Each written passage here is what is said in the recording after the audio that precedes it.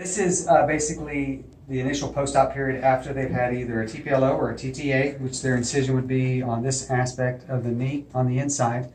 So what you're going to want to do is when you're going to want to start your range of motion exercises is always do like a little bit of massage first. And that means getting some of this biceps femoris muscle here, because that's when they're going to tuck it. This one's going to get kind of tight. So what you're going to want to do is just do a little perpendicular to massage to the muscle. The muscle's running down in this region. You just want to go opposite that. So you just want to go 90 degrees to that and just kind of gently just massage across it. And most dogs will let you know, like if you're pressing too hard, you know, they'll start to get a little agitated. But they usually really like it. You'll feel them kind of relaxing as you're doing it.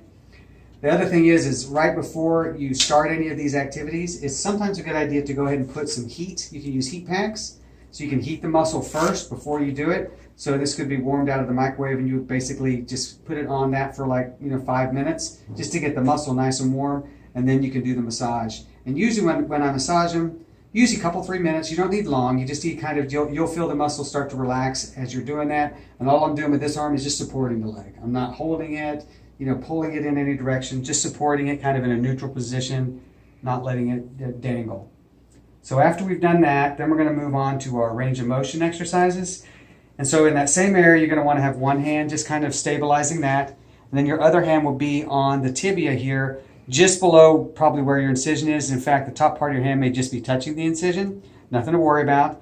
And then you're gently just going to just flex and extend the leg. I'm just putting pressure here and here, just pushing my hands together and just gently kind of flexing and extending. And then usually dogs that have had a TTA or TPLO done, the thing that they don't like is the extension. So when you get them in extension, just put them in extension as long as they will let you do it. Sometimes they'll get agitated, and that's okay. Just let it relax. If they get agitated, just flex it again. But we'd like to get it in extension and be able to hold that for the count of like 10 if possible. But again, in the first few days after surgery, they may not be really in the mood to let that happen.